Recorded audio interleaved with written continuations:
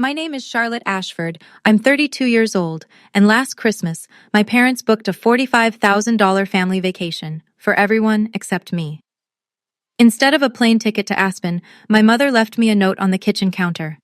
Water the plants, feed the dog, pick up our dry cleaning. I found that note next to the receipt.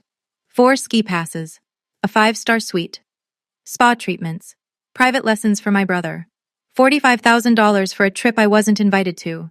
That was the moment I stopped being their unpaid servant. I stopped watering, I stopped cleaning, and I started planning. 3 weeks later, at their New Year's brunch, 40 guests, champagne flowing, I handed them a document that made my mother collapse into her chair. Before I continue, please like and subscribe, but only if this story resonates with you. Tell me in the comments, where are you watching from right now? Now let me take you back to December 15th, the day I found that receipt. I was sitting at the kitchen table, laptop open, spreadsheets glowing on the screen, working from home, or rather, working from my parents' home, the house I'd lived in my entire life. The basement, specifically. But we'll get to that. Mom walked in without knocking. She never knocked. She placed a piece of paper next to my laptop and tapped it twice with her manicured nail. We're leaving for Aspen tomorrow. Here's what needs to be done while we're gone. I looked at the list. Water the orchids, feed Molly, pick up dry cleaning, shovel snow if there's a storm, accept any packages. What time should I be ready tomorrow? I asked. She looked at me like I'd spoken another language. Ready, Charlotte? Someone needs to stay and watch the house. She smoothed her blouse. You know Tyler can't miss this. He's bringing Emma to meet the family. Tyler, my 28-year-old brother, the one who got his college tuition paid in full, $180,000, the one who got a BMW for his 21st birthday, the one whose Manhattan apartment rent, $3,200 a month, showed up on our parents' credit card statement every single month.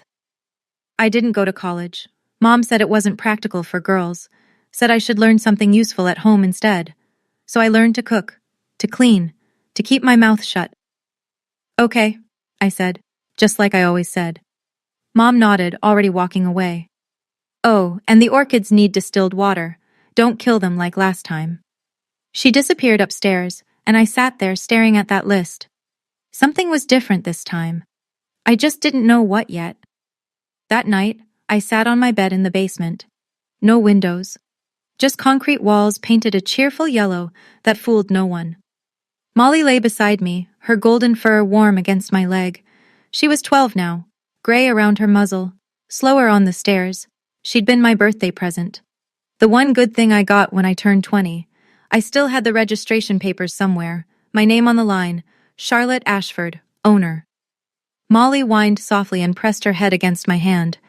I know, girl, I whispered. I know. My laptop pinged, an email notification. I almost ignored it, but something made me click. It was a forwarded message. Mom had sent it to Dad and accidentally CC'd me. The subject line read, FWD, booking confirmation, Aspen Mountain Resort. I opened it. 4 guests. December 18th through the 28th. And attached the receipt. $45,000, ski passes, the presidential suite, spa packages, private ski lessons for Tyler. I read the number 3 times, then I looked around my basement room. The secondhand mattress. The desk I'd found on the curb 6 years ago. The single lamp that flickered when the heat kicked on. I thought about Grandma. About the 5 years I spent taking care of her, feeding her, bathing her, sitting with her through the long nights when she couldn't sleep. All the way until the end. Mom had said, family doesn't pay family. But Tyler got $500 a week to help Dad with the yard work last summer. Molly nudged my hand again. I opened a new browser tab and typed 4 words, how to check credit report. Something had shifted inside me, and there was no going back. The free credit report took 3 minutes to generate. It took me 20 minutes to stop shaking. 3 credit cards, all in my name, all opened without my knowledge. The first one appeared when I was 19 years old, the exact year Mom convinced me to stay home instead of applying to college. Total balance across all 3 cards, $67,000. I scrolled through the charges. Furniture from Pottery Barn, first-class flights to Miami, shopping sprees at Nordstrom and Neiman Marcus. The billing address for all 3 cards? My parents' house. This house. But I'd never seen a single statement. My hands trembled as I kept scrolling. I thought about every job application that had been rejected, every apartment I'd tried to rent, the confused looks from landlords, the apologetic emails. Unfortunately, your credit score doesn't meet our requirements. I thought I was unlucky. I thought something was wrong with me. But it wasn't me at all. They'd taken my name, my social security number, my future, and they'd used it to furnish their living room and take tropical vacations. Molly pressed closer, sensing my distress. I buried my fingers in her fur and focused on breathing. In, out, in, out. The rage came slowly. Not hot and explosive. Cold, quiet. The kind that settles into your bones and stays. For 13 years I'd been trapped in this basement. Trapped by a credit score I didn't destroy. Trapped by parents who smiled at me over dinner while they buried me in debt I knew nothing about. I closed the credit report.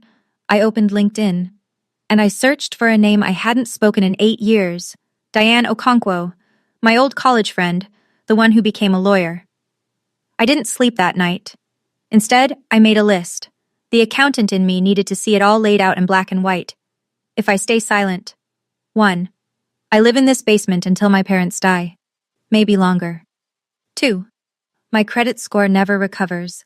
I never get my own apartment, my own car loan, my own anything. 3. When mom and dad get old, I'll be expected to take care of them, just like I took care of grandma. No salary, no breaks, no thank you. 4. Molly is 12. She won't live forever. And when she's gone, I'll have nothing left that's truly mine. I stared at that list until my eyes burned. Then I looked at my phone. At the LinkedIn connection request I'd sent to Diane at 2 a.m, the green dot next to her name appeared. Online. 3 dots. She was typing. My heart pounded. Her message appeared. Charlotte? Oh my God, it's been forever. I was just thinking about you last month. How are you? I typed back. I need legal advice. It's about my parents. Can we meet? The 3 dots again. A pause. Then. Tomorrow. Coffee. 10 a.m. I'll send you the address. And Charlotte, whatever it is, we'll figure it out. Molly lifted her head and looked at me. Her tail wagged once, twice, like she knew. 2 more weeks, girl, I whispered. That's how long they'll be gone. 2 weeks to figure out what comes next. She put her head back down on my lap. Outside my tiny basement window well, the first snowflakes of December began to fall. I didn't know what I was going to do yet, but I knew I was done being invisible. The next morning was chaos. I stood at the bottom of the stairs and watched the performance. Designer luggage in the foyer, garment bags, ski equipment that cost more than I made in 3 months. Tyler bounced down the stairs, phone in hand. Aspen, baby! He was filming himself, didn't even look at me. His girlfriend Emma followed. She was new, 3 months, maybe 4. Pretty, quiet. She caught my eye and hesitated. Are you sure you can't come? Before I could answer, Mom swept between us. Charlotte loves staying home. Her voice was bright, cheerful, the voice she used for company. She's not really a ski person anyway. I've never been skiing, I said. Exactly. Mom adjusted her cashmere scarf. You wouldn't enjoy it. Dad appeared from his study. The car's here, let's go. No one hugged me goodbye. No one said they'd miss me. Mom just pointed at the counter where the list sat. Don't forget the dry cleaning, and shovel if it snows, the Hendersons judge. The door opened. Cold air rushed in. They filed out one by one, Tyler still filming, Emma glancing back with something like guilt, Dad checking his watch. Mom paused at the threshold. Oh, and water the orchids twice. They're expensive. Then she was gone. The door clicked shut. The house fell silent. Just me and Molly. I stood there for a full minute, staring at the closed door. The orchids sat on this windowsill, delicate and demanding, waiting for water I wasn't going to give them. My phone buzzed. Diane. See you at 10, the coffee shop on Main Street. I looked into what you mentioned. Charlotte, we really need to talk. I grabbed my coat and my car keys. The orchids could wait. Forever, if necessary. Diane hadn't changed much. Same warm smile, same sharp eyes that missed nothing. She was already at a corner table when I arrived, 2 coffees waiting. She stood and hugged me tight. 8 years, she said. 8 years and you look exactly the same. We sat. She slid my coffee toward me and then pulled out a folder. I ran a preliminary check after your message. Her voice dropped. Charlotte, what I found? She opened the folder. My credit report, highlighted in yellow. This is identity theft. These cards were opened without your consent. She looked at me steadily. This is a federal crime. My throat tightened. But they're my parents. That doesn't make it legal. She explained my options. I could file a police report, press charges, sue for damages, but I shook my head. I don't want them in prison. I wrapped my hands around the warm cup. I just want them to see me, to acknowledge what they've done. Diane studied me for a long moment. Then we do this differently. She pulled out a legal pad. You told me you took care of your grandmother for 5 years. Full-time care, right? Did your mother ever put anything in writing about compensating you? I thought back. The endless nights, the bedpans, the medications, Mom promising it would all be worth it. There's an email, I said slowly. She said she'd make it up to me when Grandma got better. Grandma never got better. No, she didn't. Diane nodded, writing quickly. That email could be considered a verbal contract in writing, and Charlotte... She looked up. Have you ever heard of a mechanic's lien? I shook my head. Then let me explain how we're going to get you seen. 2 days later, I sat in a cramped office across from Marcus Smith. He was a CPA who specialized in family financial disputes. Diane's referral. Gray-haired, glasses, the kind of man who'd seen everything and judged nothing. A stack of papers sat between us. Let's calculate what you're owed, he said, pen ready. We started with the housework. 20 years of cooking, cleaning, laundry, 15 hours a week, 52 weeks a year, at $18 an hour, the average housekeeper rate. He wrote the number, $280,800. Then Grandma, 5 years of full-time caregiving, 40 hours a week minimum, $20 an hour. Another number, $208,000. Now we subtract fair market value for room and board, he said, even in a basement. He calculated, wrote a final figure. We deduct approximately $102,000. He circled the bottom line. Your total? $386,800. I stared at the number.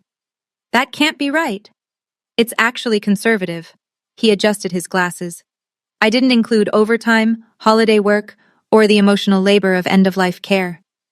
Diane leaned forward. And that's before the $67,000 in credit card debt. Marcus flipped to another page. Speaking of which, I found something else. One of those cards is still active. What? Someone made a purchase 3 weeks ago, a spa treatment in Miami. I felt the floor tilt. They're still using it? Still using you. Marcus closed the folder. Charlotte, your parents didn't just exploit your past. They're exploiting your present. Diane touched my arm. We can stop this. We can make them see. But only if you're ready. I thought about the orchids dying on the windowsill. I thought about Molly, waiting for me at home. I'm ready. That night I went hunting. Not for evidence, for proof. I pulled out the cardboard box I kept under my bed. The one labeled Charlotte stuff in faded marker. Everything I owned that mattered fit inside it. First I found Molly's papers. The registration certificate from the county. Her name, my name, our address. Owner, Charlotte Ashford. I photographed it, saved it to the cloud, emailed a copy to Diane. Then I kept digging. Beneath old birthday cards and a dried corsage from prom, I found it. A printed email from 2019. The year Grandma's health took its final turn. Mom's words stared back at me. I know this is a lot to ask, but family takes care of family. When Mom gets better, we'll make it up to you. I promise. We'll figure out something fair. Grandma died 14 months later. Nothing was ever figured out. Nothing was ever fair. I photographed that too. Then I sat back on my bed and looked around the basement. 10 years I'd lived here. 10 years of hand-me-down furniture and borrowed dreams. The walls felt smaller than ever. I started packing. It wasn't hard. I didn't have much. Clothes, books, laptop, the box of important papers. Every day while they were gone, I moved a little more to the storage unit I'd rented across town. By day 5, the basement looked almost normal. By day 8, it was hollow. Molly watched me with wise old eyes. Almost there, girl, I told her. Almost free. My phone buzzed. A text from Tyler. This place is insane. You'd hate it anyway. Too cold. LOL. He included a photo. The four of them on a ski lift, mountains behind them, matching white jackets. I didn't reply. Some messages don't deserve answers. Diane knew someone. Her college roommate had a rental property. A studio apartment above a bookstore downtown. Small, but clean. Bright. She won't run a credit check, Diane said. I vouched for you. I signed the lease on December 22nd, paid first and last month's rent from my savings, the small account I'd managed to build from my remote accounting work. The studio had one room, a tiny kitchen, and a bathroom the size of a closet. It also had 3 windows. Actual windows, with actual sunlight. I stood in the middle of my new empty apartment and cried. For the next 6 days, I lived 2 lives. At my parents' house, I kept up appearances, let the mail pile up, ignored the orchids, but I did not neglect Molly. Every morning she ate, every evening she walked. She was mine. She'd always been mine. The dry cleaning stayed at the cleaners, the snow piled up unshoveled on the front walk. Let the Hendersons judge. On December 27th, Mom called from Aspen. Charlotte, Mrs. Henderson said she hasn't seen you outside in days. Is everything okay? Everything's fine, Mom. I kept my voice neutral. Just been busy with work. Well, make sure you clear the driveway before we get back. Your father hates when... Got it. Enjoy the rest of your trip. I hung up before she could say more. That night, I moved the last of my things. Just my toiletries, my pillow, and Molly's favorite blanket. I stood in the empty basement one final time. The yellow walls, the water stain on the ceiling, the room where I'd spent a decade waiting to be seen. Goodbye, I whispered to no one. Then my phone buzzed. Tyler. Mom's planning a New Year's brunch. 40 guests. She needs you to cater. You in? I smiled. I'll be there. Okay, I need to pause here for a moment. If you've ever been the responsible one in your family, the one who always shows up, always helps, always sacrifices, and you felt invisible doing it, I see you. Quick question. What would you do if you discovered your parents had been using your identity for over a decade? Drop your answer in the comments. I read every single one. And if you want to see how this plays out at that New Year's brunch, keep watching. December 28th, 3 o'clock in the afternoon. I watched from across the street as the black SUV pulled into the driveway. The doors opened. Tan faces, tired smiles, expensive ski gear. They were home. I walked up the front path, timing my arrival perfectly. Casual, coincidental, like I'd just stepped out for air. Mom spotted me first. Charlotte, why are you standing outside? It's freezing. Just getting some fresh air. Tyler pushed past without a word, dragging his luggage upstairs. Dad nodded once and disappeared into his study. Same as always, same as ever. Mom walked inside and stopped. She stared at the orchids on the windowsill. Brown, wilted, definitely dead. Charlotte, her voice sharpened. What happened to my orchids? I didn't water them. She turned to face me. And the dry cleaning? Please tell me you picked it up. I didn't. The silence stretched between us like a wire about to snap. I asked you to do 3 things. 3 simple things. I was busy. Her mouth opened, closed, opened again. Before she could unleash whatever was building behind her eyes, Dad's voice echoed from the study. Linda, where's the Amex statement? I need to check something. She shot me a look that promised this wasn't over. We'll talk about this later. She swept past me toward the study. I exhaled. Then I walked downstairs to the basement, just to see, empty, clean, no trace of me except the yellow walls and the faint smell of cleaning solution. Mom hadn't noticed. She hadn't even looked. Upstairs, Molly's nails clicked on the hardwood floor. She found me at the basement door and pressed her head against my leg. 2 days, I thought. 2 more days until the brunch. Then they would finally see. December 30th. Mom called me into the living room like a general summoning a soldier. She held a clipboard. 2 pages. Her handwriting in perfect cursive. New Year's brunch. 40 guests. Here's the menu. I took the pages. Eggs Benedict. Smoked salmon on brioche. 3 types of quiche. Fresh fruit displays. Mimosa bar. Homemade pastries. You want me to cater for 40 people? I kept my voice even. By myself? What else do you have to do? She didn't even look up. You work from home. From the study, Dad's voice carried.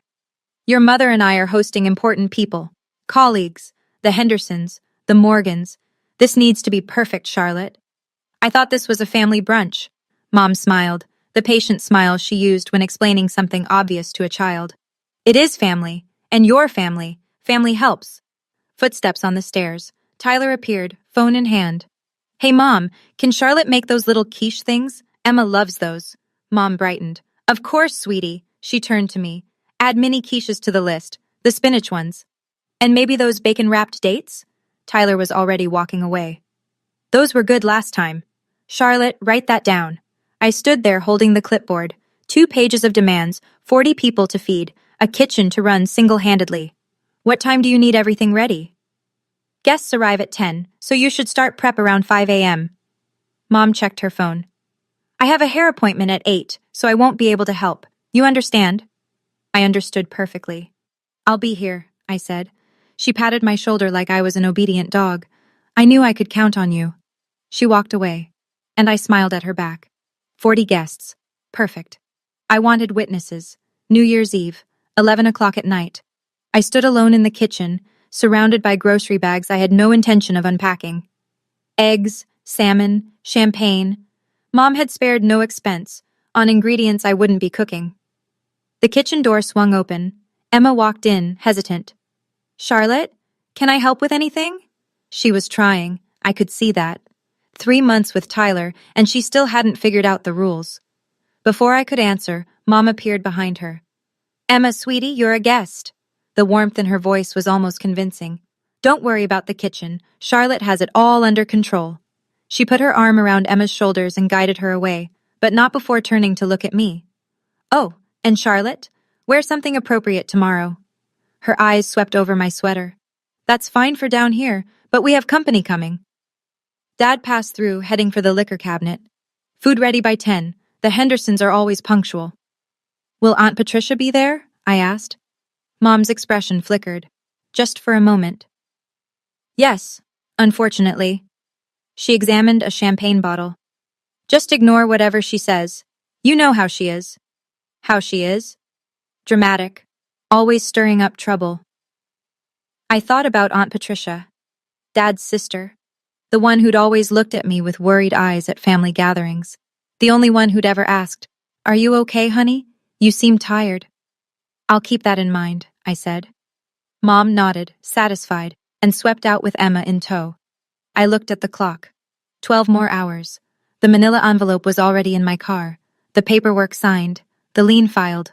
All that remained was the delivery. I turned off the kitchen light and went to spend one last night in my new apartment. Molly was waiting. January 1st, 8 in the morning. I wasn't there when Mom came downstairs expecting to find me at the stove. But I heard about it later, from Aunt Patricia. Mom walked into the kitchen, empty, cold, no food prep, no Charlotte.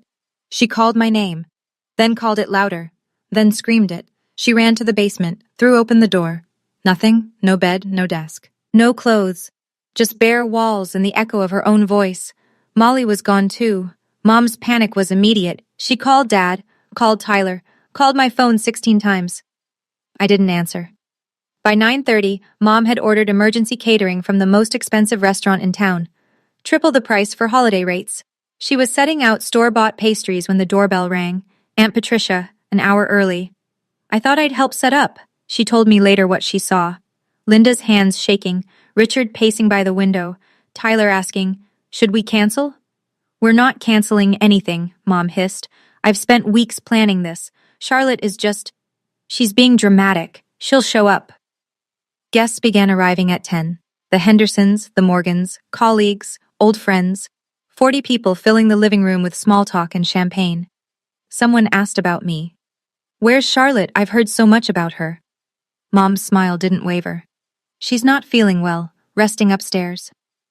It was 10:45 when the doorbell rang again. Dad frowned. We're not expecting anyone else.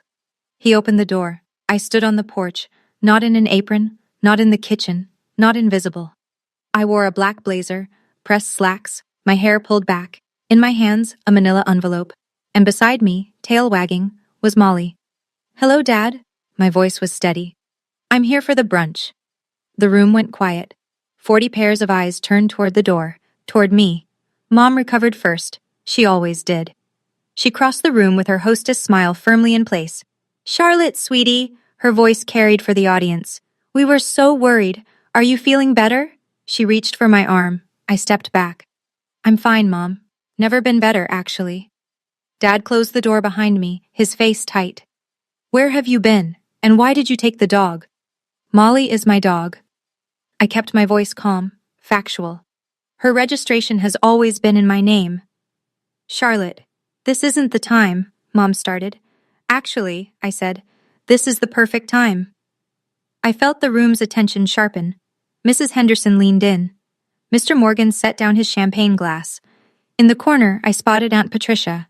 She stood near the fireplace watching me with an expression I couldn't quite read. Not worried, not confused. Hopeful. I have something for you, I said. Both of you. I held up the manila envelope. Dad's jaw tightened. Whatever this is, we can discuss it privately. I've been private for 32 years. I met his eyes. I think it's time for some transparency. Tyler rose from his seat by the window. Sis, what are you doing? You're embarrassing Mom and Dad. I turned to him. My brother. The golden child. The one who'd never had to fight for scraps of attention. I'm not here to embarrass anyone, Tyler. I opened the envelope's clasp.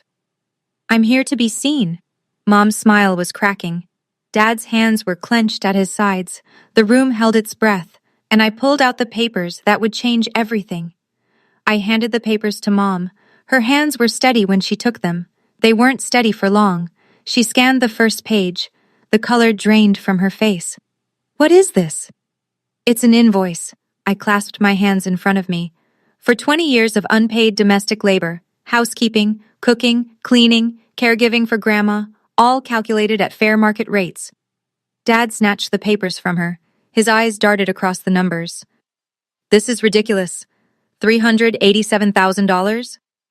I rounded down, actually. Whispers rippled through the room. I heard fragments. Did she say unpaid? How much? For cooking and cleaning? Mom's voice turned shrill. We're your parents. We gave you a home. You gave me a basement. I didn't raise my voice. I didn't need to. No windows. For 10 years. Dad was still reading. This is absurd. We'll never pay. Turn to page 3. His face shifted. Whatever he saw there made him go pale. You put a lien on our house? The whispers became murmurs. Someone gasped. A mechanic's lien, I confirmed. For services rendered. I have documentation, including an email from you, Mom, promising to compensate me for taking care of Grandma. Mom clutched the arm of a chair. I didn't mean, you never do. I nodded toward the papers. Page 4. Dad turned the page. Mom read over his shoulder, and then she sat down, hard. That's my credit report, I said loudly enough for everyone to hear, showing 3 credit cards opened in my name, without my consent, $67,000 in debt I knew nothing about. The room went dead silent. Identity theft, I said. A federal crime. Dad opened his mouth, closed it, opened it again. For the first time in my life, he had nothing to say. Okay, this is the moment. Charlotte is standing in front of 40 people, about to see the consequences of her 20-year silence finally hit her parents. If you're on the edge of your seat right now, hit that like button. It really helps the channel. And I'm curious, do you think what Charlotte's about to hear is the apology she deserves? Or will her parents double down? Let me know in the comments. Now, back to the brunch. The silence broke when Aunt Patricia stepped forward. Her heels clicked against the hardwood floor. Every head turned to follow her. Charlotte is telling the truth. Mom's head snapped up. Patricia, stay out of this. I've stayed out of it for 20 years. Patricia's voice didn't waver. I watched you treat this girl like a servant, Linda. I watched you fund Tyler's entire life, while Charlotte couldn't even go to community college.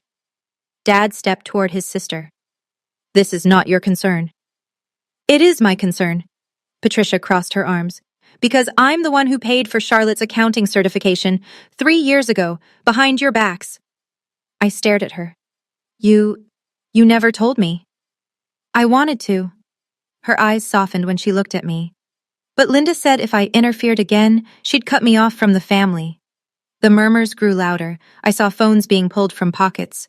Mrs. Henderson was already edging toward the door, clutching her purse. Mom tried to salvage the room. Everyone, please, this is a family matter. Mr. Morgan stood up. Richard, I think we should go. This seems personal. One by one, guests began leaving. Quiet apologies, embarrassed nods. No one wanted to stay for the aftermath.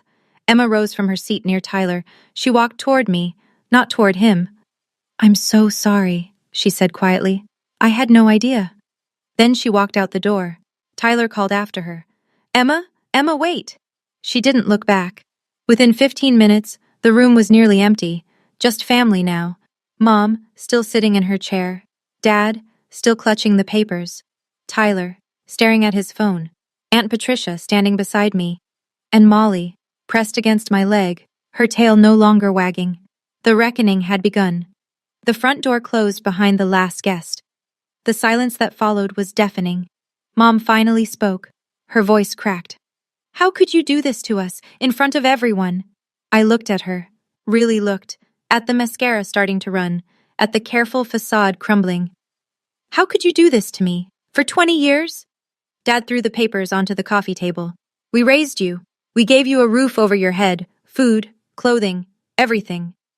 A roof over the basement, hand-me-downs from cousins, and I cooked most of that food myself. I didn't blink. While you were using my social security number to fund your lifestyle. That was for emergencies, Mom started. Spa treatments in Miami? I cut her off. That was 3 weeks ago, while you were in Aspen. She flinched. Tyler finally looked up from his phone. I didn't know about the credit cards, I swear. I believe you. I turned to him. But you knew about everything else. You knew I stayed home while you went to college. You knew I took care of Grandma while you visited once a month. You knew I was living in a basement while you had a 2-bedroom in Manhattan. He dropped his eyes. No denial, no defense. I picked up Molly's leash from where I'd set it by the door. I'm not asking for the money, I said. I never expected you to actually pay $400,000. Mom looked up with a glimmer of hope. But I am asking for acknowledgement. For you to see me, to see what you've done. I clicked the leash onto Molly's collar. And even if you never do, I'm done waiting. I turned toward the door. Charlotte? Dad's voice was hoarse. Where are you going? Home. Mom stood up, unsteady. Home? What do you mean, home? This is your home. I almost laughed. Almost. This was never my home. This was where I worked. For free. For 20 years. I opened the front door. Cold January air rushed in. Wait. Mom's voice pitched higher. You can't just leave. What about the lien? You can't expect us to actually... The lien stays. I kept my hand on the doorknob. Until the credit card debt is paid off. $67,000. You have 90 days.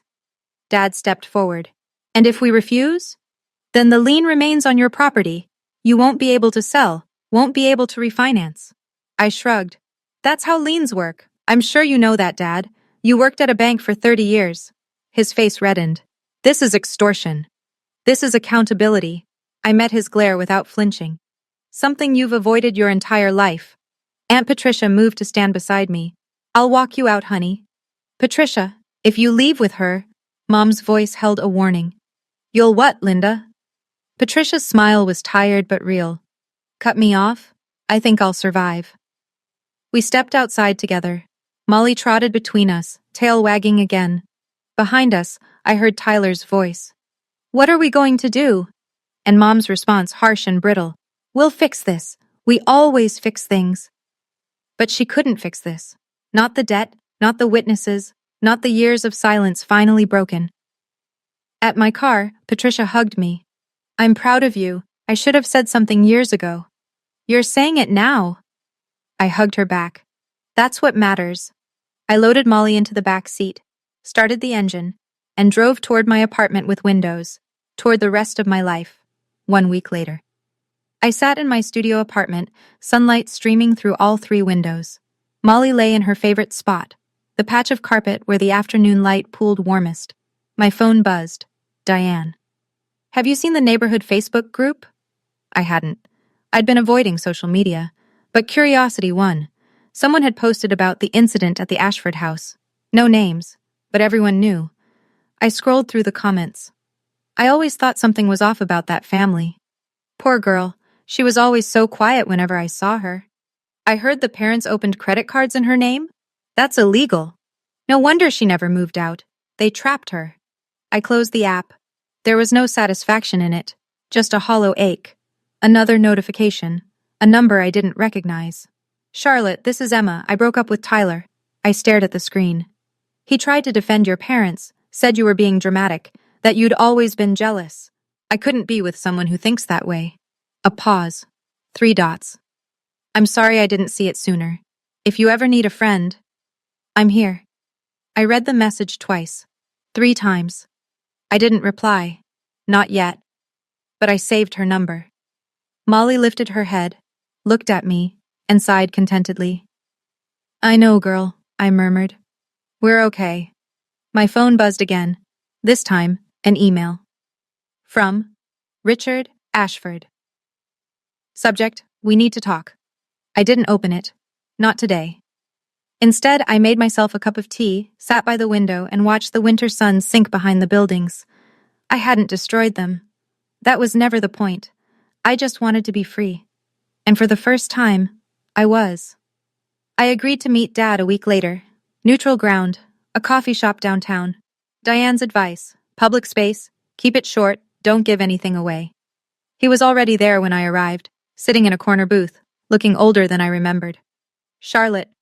He half rose, then sat back down when I didn't move to hug him. I slid into the opposite seat. You wanted to talk.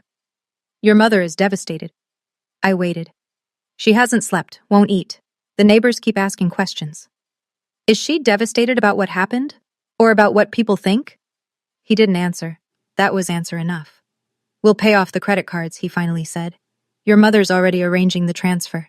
Good. But the lien, he leaned forward. That goes too far, Charlotte. We're your parents. Parents who used my social security number when I was 19. Parents who let me believe I was worthless for a decade.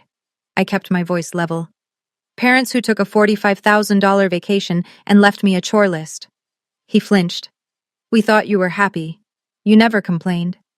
Because every time I tried, you made me feel guilty. I quoted his own words back to him. After everything we've done for you, what exactly did you do for me? He stared at his coffee. Silent. I stood up. The lien stays until the debt is cleared. After that, I'll have it removed. Wait, his voice cracked. Your mother wants to see you. I paused. I know, I said, but I'm not ready. Maybe I never will be. I walked out, didn't look back. The January wind was cold on my face, but the sun was bright, and for the first time in 32 years, I could breathe. 2 months passed. The notification arrived on a Tuesday. A deposit into my bank account. $67,000. I called Diane. They paid it. All of it? All of it. She was quiet for a moment. How do you feel? I looked out the window. Sun on snow, Molly snoring on her bed. Relieved, sad, both. The consequences rippled outward. I heard about them from Aunt Patricia during our weekly dinners. Mom had resigned from her social club. For health reasons. Dad stopped attending the community board meetings he'd chaired for a decade. Tyler lost his job, unrelated, just bad timing. But he blamed me anyway. In a text I didn't respond to. The lien was removed. Clean, official, done. My credit score started its slow climb upward. Diane said it would take a year, maybe more. But it was moving. For the first time in 13 years, it was moving in the right direction. I got a raise at work, a small one, but it felt like a vindication. Aunt Patricia brought me a plant for my windowsill, a jade succulent. These are impossible to kill, she said, even for people with black thumbs. We laughed. It felt good to laugh. One evening, my phone buzzed, a text from Tyler. I'm sorry for everything. Can we talk sometime? I stared at the message. At the tiny crack in the wall he'd spent years building, I typed back, not yet, but maybe someday, when you're ready to actually listen. He responded with a single word. Okay. Progress. Microscopic maybe, but real. Molly lifted her head and looked at me with those wise old eyes. We're getting there, girl, I told her. She wagged her tail once. We were getting there. 6 months after the brunch. I'd upgraded to a larger apartment. Same building. Same landlord who believed in me before my credit score did. This one had a balcony. Molly and I sat there on summer evenings, watching the sun set behind the city skyline. She was slower now, more gray around her muzzle, but content. The letters from Mom kept coming. 1 a week, sometimes 2. I read them all. I don't understand why you're doing this. We miss you so much. When are you coming home? Why won't you answer us? Not once, not in 6 months of letters, not a single, I'm sorry, not a single acknowledgement that she'd done anything wrong. I folded each letter carefully, stored them in a box I kept in my closet. Evidence, maybe, or just proof that I wasn't imagining things. Aunt Patricia visited every weekend. We cooked dinner together. She told me stories about my mother as a young woman before the bitterness set in. Your grandmother compared us constantly, Patricia told me once. Linda was never thin enough, never smart enough, never good enough. That doesn't excuse what she did. No. Patricia's eyes were sad. It doesn't, but it explains it. I thought about that a lot. About how hurt people, about how my mother's wounds became my wounds. I understood now, but understanding isn't forgiveness, and forgiveness isn't a requirement for healing. Molly pressed her head against my knee. I know, girl. I scratched behind her ears. I know. Some nights, I still dreamed about the basement. The yellow walls, the water stain on the ceiling, the feeling of being trapped. Then I woke up, to sunlight, to windows, to a life that was finally, fully mine. The knock came on a Sunday afternoon. I opened the door expecting a package. Instead, I found Tyler. He looked different, thinner, tired, a beard he hadn't had 6 months ago.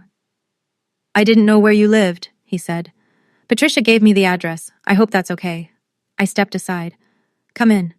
He walked past me, taking in the apartment, the sunlight, the plants on the windowsill. Molly lifted her head, tail wagging, and he crouched to pet her. This is nice, he said. Really nice. It's mine. He nodded, straightened, shoved his hands in his pockets. I was an asshole. The words came out rough.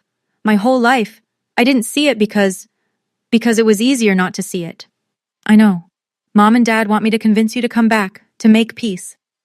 I waited. I told them no. He met my eyes. I told them they need to apologize first. Really apologize. Not their version of it. The real thing.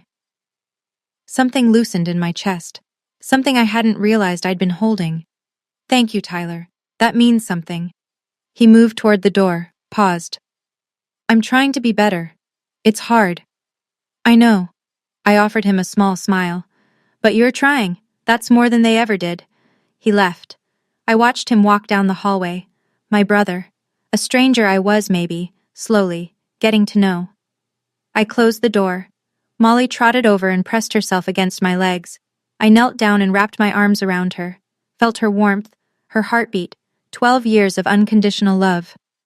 We made it, girl, I whispered. We're finally home. Outside my window, the summer sun poured in.